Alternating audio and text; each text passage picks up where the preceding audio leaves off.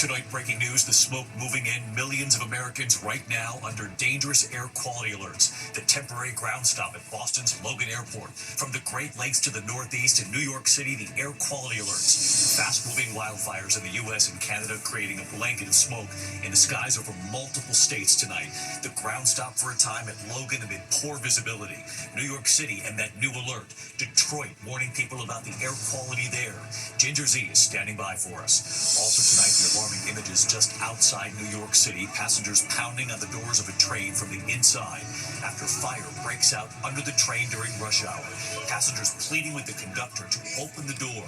Several people rushed to the hospital. Tonight, a pilot on a United flight out of Washington, D.C. issuing a mayday, an engine failing just after takeoff. And another scare tonight, this passenger jet and the bird strike. The damage to the front of the plane, the emergency landing that followed. Also, the small plane crash right off the East Coast. Witnesses seeing it go down in the Atlantic. The dramatic rescue effort that followed. Tonight, the showdown in Texas at this hour. Governor Greg Abbott now threatening to arrest Democratic lawmakers who fled the state to delay a high-stakes redistricting vote. Republicans trying to redraw the state's congressional map. Tonight, the urgent manhunt, police searching for the suspect accused of killing a family of 4 and then allegedly kidnapping and abandoning their baby. Overseas tonight, the haunting images of hostages held by Hamas, appearing desperate and frail. The family of one hostage describing him as a living skeleton. Tonight, what Israel is now threatening to do, Ian Pannell reporting. The breaking headline of this hour involving Sean Diddy Combs, what we have just learned. A scare on the water, a whale slamming into a boat off the Northeast, a woman thrown into the water. Tonight, there's news of a shark attack, reports the pregnant wife of a former NBA player attacked by a shark. And this evening here, the tributes pouring in for Lonnie Anderson, the actress from WKRP in Cincinnati. We hear from I Dream of Jeannie star Barbara Eden, remembering her friend. From ABC News World Headquarters in New York, this is World News Tonight with David Muir. Good evening. It's great to start another week with all of you at home. We begin tonight with the air quality alerts for millions of Americans at this hour. Smoke from raging wildfires in Canada now spreading down right over the U.S. across the Midwest and the Northeast. In Boston, a ground stop at Logan Airport for a time. In New York City tonight, an air quality alert now issued. Also, the warnings about the air in Detroit. And it's not just Canada. 39 major wildfires are now burning in 13 states in the West.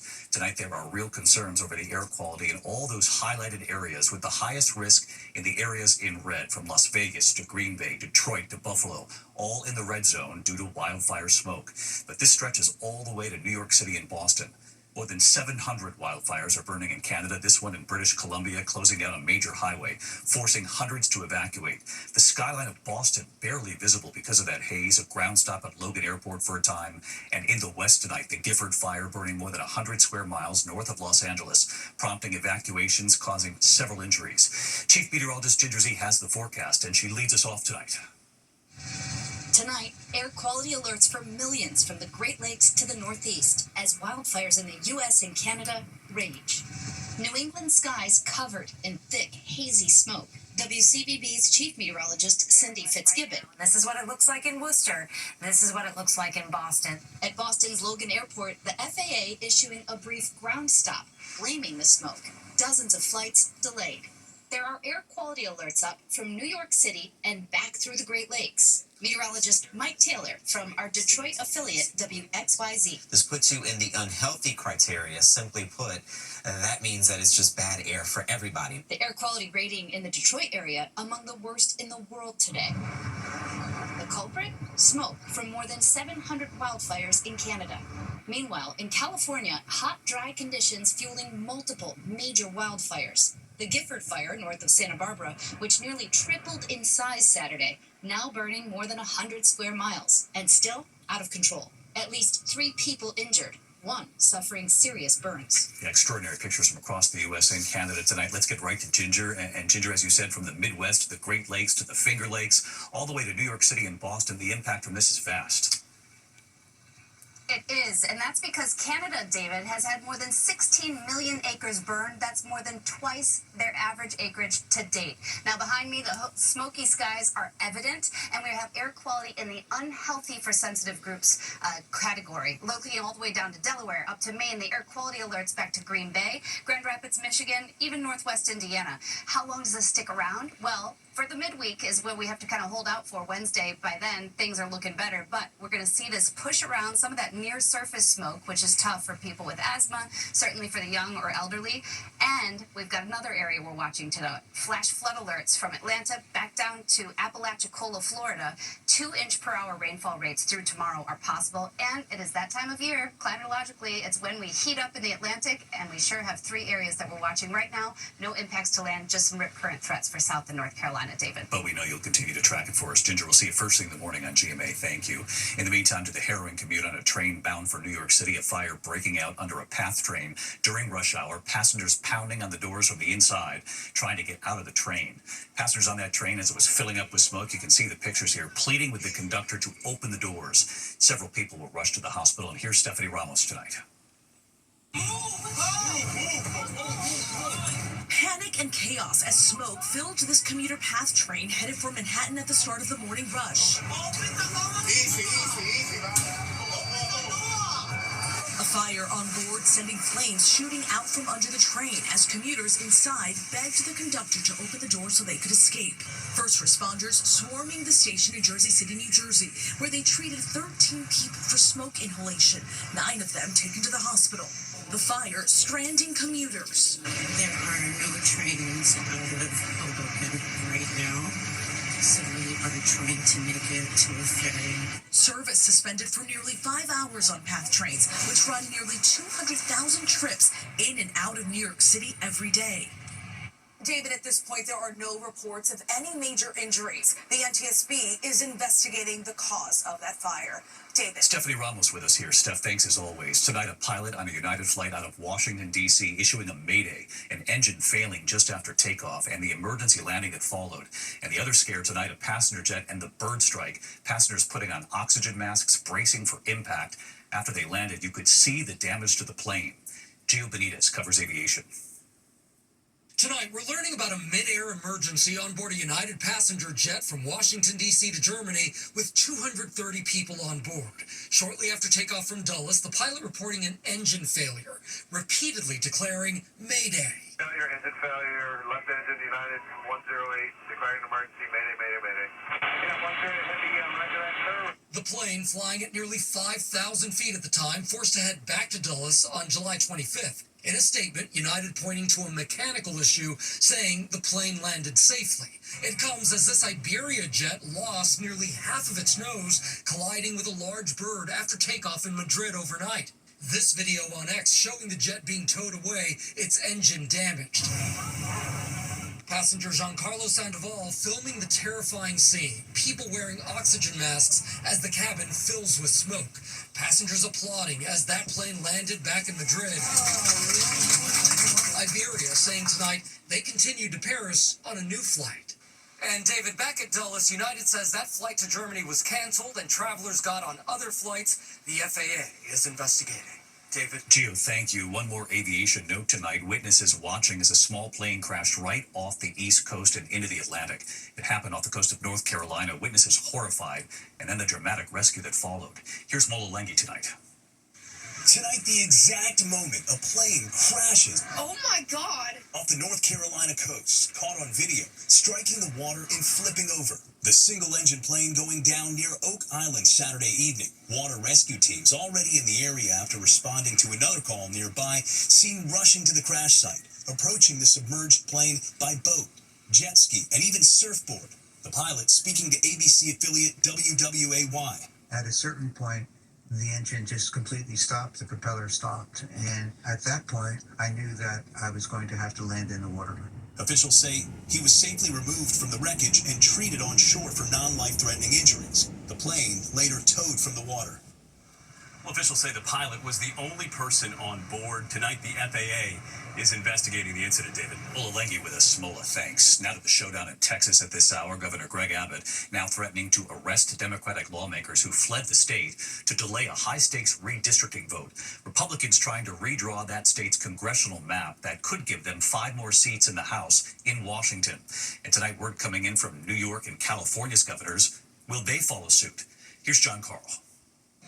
Tonight, the governor of Texas is threatening to arrest any Democratic lawmaker who has left the state, as dozens have, to avoid voting on new congressional maps designed to favor Republicans. I ordered the Texas Department of Safety to locate, arrest, and return to the House chamber any member who has abandoned their duty to Texans. Governor Abbott declared in a statement, this order will remain in effect until all missing Democrat House members are accounted for and brought to the Texas Capitol. Until at least some of the Texas Democrats return to the state, there won't be a quorum in the State House, and a vote on the new congressional districts can't go forward. Members, a quorum is not present. Republicans voted to issue civil arrest warrants to bring the Democrats back to the Capitol, but those warrants have no power outside of the state of Texas. More than 50 of the Democratic lawmakers have left, some to Illinois, others to New York and Massachusetts. We just arrived here in Chicago. I've made it safely to Chicago. We are breaking quorum. My Democratic colleagues and I have just left our beloved state to break quorum and stop Trump's redistricting power grab. Republicans are seeking to redraw the state's congressional districts in a way that could help Republicans win 5 extra House seats in next year's midterm elections. The move was demanded by President Trump, who is eager to preserve the narrow Republican majority in Congress. On Texas, how many more seats do you want the Republicans to draw? 5. Are you calling in for a complete redrawing of the congressional map? Just a very simple redrawing. We pick up 5 seats. Although Democrats have also skewed congressional district maps to favor their party in states they control, redistricting usually only happens after a new once-a-decade census. Now the Democratic governors of California and New York are threatening to change their congressional districts to retaliate against Texas. And we're going to fight fire with fire. That they're leaving us no choice. We must do the same. Texas Democrats will have to come home eventually. In the meantime, this could become quite costly. Each one of them faces a $500 fine for every day that they are out of the state. Meanwhile, this just in from the governor of Texas. He has ordered the Texas Rangers to initiate an investigation into whether any of those Democrats either accepted or solicited funds to pay for their travels outside of the state, something he says would be a violation of Texas bribery laws. David? John Carr with the breaking headline. And John, as you point out, this is usually tied to the census, which is why so many people are watching this across the country. Thanks, John. To the urgent manhunt tonight for the man who police say killed a family of 4 and then allegedly kidnapped and then abandoned the baby in Tennessee. Here's Trevor Ault. Tonight, the intensifying search for the suspect accused in the gruesome killing of a Tennessee family of 4, allegedly kidnapping and then abandoning their infant last week. Authorities believe Austin Drummond knew the family and is still in the area, charging 4 other people in connection with the crime, 3 of them believed to have helped him get away. A $17,000 reward now being offered for tips that lead to an arrest. And in Montana, in a separate case, hundreds of officers searching for Michael Brown, who authorities say shot and killed 4 people Friday at his neighborhood bar. By all indications, this is an unstable individual who walked in and murdered 4 people in cold blood for no reason whatsoever. Authorities say Brown was a regular at the Owl Bar and likely knew all 4 victims. Officials releasing this image saying he'd shed most of his clothes and fled the scene. We have a visual of someone on Ash Street. He allegedly stole a vehicle with camping gear and may now be hiding in the mountains. We are acting under the assumption that he is alive, well armed, and extremely dangerous. And David, authorities say the alleged Montana gunman is an Army veteran with a known history of mental health and drug problems. David. Trevor Ault reporting. Trevor, thank you. Overseas tonight, the haunting images of the hostages still being held by Hamas appearing desperate and frail. The family of one hostage tonight describing him as a living skeleton. Tonight, what Israel is now threatening to do to get the hostages out. Here's Ian Pannell. Tonight, the haunting images shocking Israel, prompting international outcry. Emaciated hostages in Gaza on the brink of starvation. The propaganda videos coming after weeks of terrible images of children in Gaza dying of malnutrition. Now, sources telling ABC News Prime Minister Netanyahu threatening to expand the military operation to occupy all of Gaza and get the hostages home. 24-year-old Evyatar David seen in that disturbing video. His family saying he's become a living skeleton buried alive in a Hamas tunnel. We spoke with his brother, Ilya. What impact has the release of the video had on the family? It really crushed us. We were in a roller coaster, emotional storm, because it was a sign of life. And hostage Ron Braslavsky, seen here saying, "I'm at death's door," in a chilling video released by Islamic Jihad. Both families agreeing for the media to show these horrific images. Ilya David critical of Hamas for using the hostages and its own people as bargaining chips. They used my brother, they used the other hostages, they used the people of Gaza as pawns in their sick game. So first, this starvation must stop, but it will only happen if Hamas will allow it to stop. David, it's unclear if Netanyahu's threat to occupy all of Gaza is actually a negotiating ploy to force Hamas to disarm and release all the hostages as Israel and the US wants. David? Ian Panel live in Tel Aviv for us. Ian, thank you. Back here in the US and in New York City. Tonight, we're learning the pregnant wife of former New York Knicks star Danilo Gallinari was attacked by a shark while on vacation in Puerto Rico. His wife, sports journalist Eleonora Boy, was bitten on the leg near San Juan, waiting in the water along a crowded beach there. Tonight, she says she and the baby are fine. A scare for boaters off the Jersey Shore. A video showing a woman being thrown overboard, a minke whale repeatedly slamming into the boat with several people on board. The boater was not hurt. The whale did not survive this. When we come back here tonight, remembering Lonnie Anderson from WKRP in Cincinnati. Tonight, I Dream of Jeannie star Barbara Eden paying tribute. Today and next tonight, the tributes for actress Lonnie Anderson, who died after a long illness. Best known, of course, for her role in WKRP in Cincinnati. Married to Burt Reynolds for 5 years. Tonight, I Dream of Jeannie star Barbara Eden paying tribute to her, quote, dear friend, calling her a real talent with razor-smart wit and a glowing sense of humor. A darling lady and a genuinely good person. Lonnie Anderson was 79. When we come back here tonight, every parent, every grandparent waits for this moment, but they don't expect it to happen in front of thousands. You'll see in a moment. Finally tonight here, America Strong, one step at a time. Tonight here, the incredible moves on the WNBA basketball court, but this time we're not talking about the players. The big game in Las Vegas, the Aces against the Lynx, the sold-out crowd, and during halftime, some of the youngest fans right there on the court. Invited by the Aces for the third annual Diaper Derby, they call it. All the dads with their babies lined up. Moms on the other side holding their babies' favorite toys to try to coax them to crawl across the court to get to them. Then they were off. And watch the third baby from the right, in the white shirt, pink headband with the bow, little Ada, who just turned 1, off to an early lead. Dad Paul and the red Las Vegas Aces hat and jersey, right behind her, pointing toward Mom. Halfway across the court and with a sizable lead, Ada stopping to grab her stuffed animal, hugging it. Watch this. Slowly, she carefully stands up. The crowd goes wild, but Ada wasn't done. Remarkably, she starts walking. Her first steps right there in front of Mom and Dad, and in front of a crowd of more than 10,000.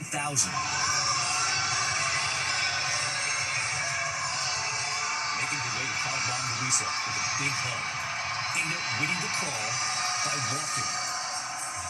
After the race, Dad carrying Ada and her trophy. She just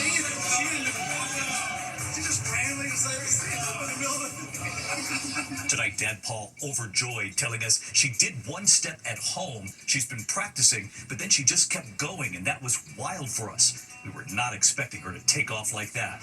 Tonight, Ada and her incredible first steps right in front of the sold-out crowd, cheering her on. How can you beat that? Hopefully Ada walked right over to the TV tonight to check herself out. I'll see you right back here tomorrow night. Good night.